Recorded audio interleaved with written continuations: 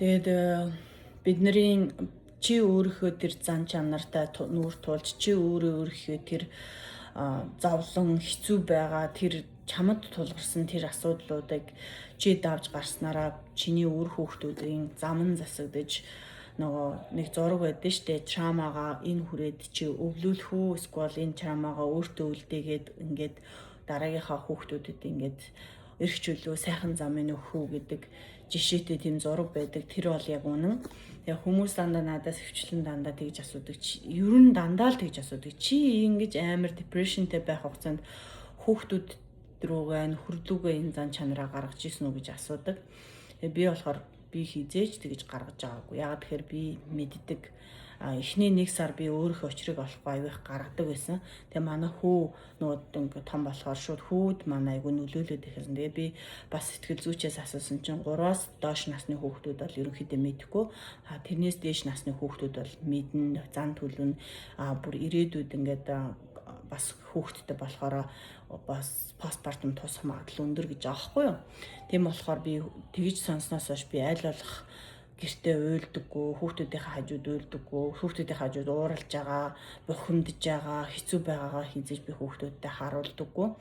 Тэгэд дандаа хүүхдүүдийнхээ унтсан хойгоор нөхөрдөө ч гэсэн тэр байдлаа гаргадаггүй. Яагаад гэхээр манай нөхөр надаас тустай хүн штэ. Тэр хүн ч гэсэн орон зай байгаа, тэр хүн ч гэсэн өөрийн гэсэн одоо тархиталгоотой тэр нь бас нөлөөлнө штэ.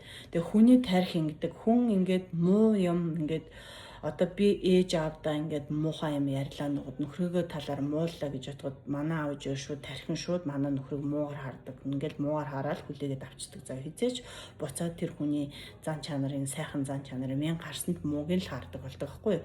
Тийм учраас бид нар хинд юу ярьж байгаагаа, хэний хинд муудж байгаагаа бид нар сайн бодох хэрэгтэй. Тэр нь буцаад чиний өөртөө чинь одоо та нарын хилдгээр үүлийн үүр нь буцаад ирдэг байхгүй юу.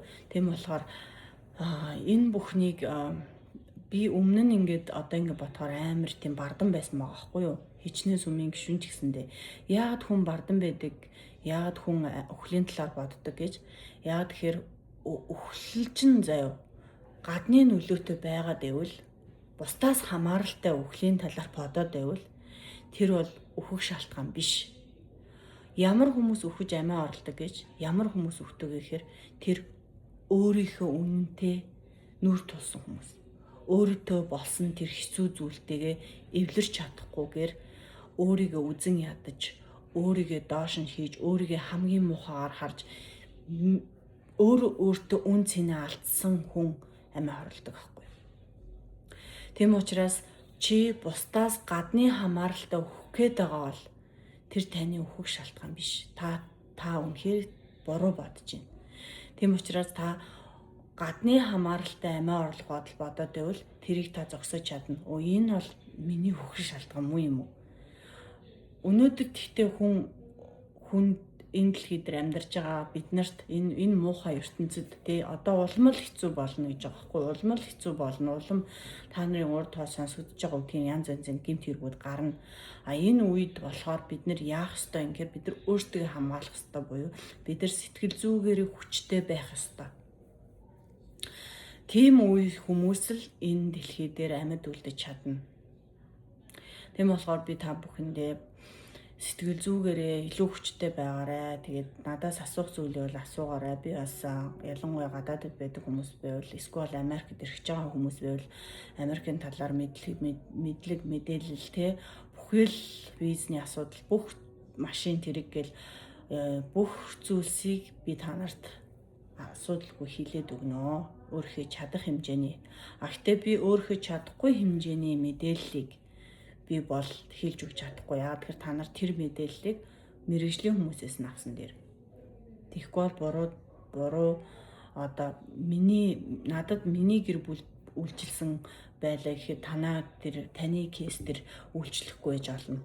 Тийм болохоор Америкт ирэх зорж байгаа хүмүүс байх юм бол эсвэл өөр гадаад улсад ганцаарч байгаа хүмүүс байвал надтай холбоо ярьж олно. Би ярилцахад хизээд бэлэн шүү гэж хэлмээр байна. Тэгээд хүний нутагт авах юм аваад соёлыг сурахгүй яг тэр Монгол хүн та Монгол соёлоороо байх ёстой.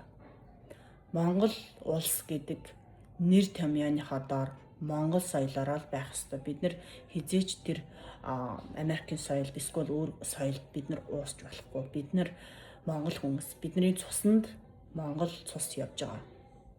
Тэрийгээ сайн ойлгох хэрэгтэй. Тэгээд Монгол руугаа айл болох яваад Монголоо хөгжүүлэхийг бодоорой. Та бүхэн тэгээд зөндөө гой сайхан мэрэгчлүүдтэй хүмүүс Монголдо очиод ажилд амжираад Монголоо хөгжүүлнэ гэдээ явж байгаад би хувьдаа маш их баяртай байгаа. Би хувьдаа маш их бахархаж байгаа. Тийм байна. Тэгээд өнөөдрийн блог ингээд дуслаа. Баяртай.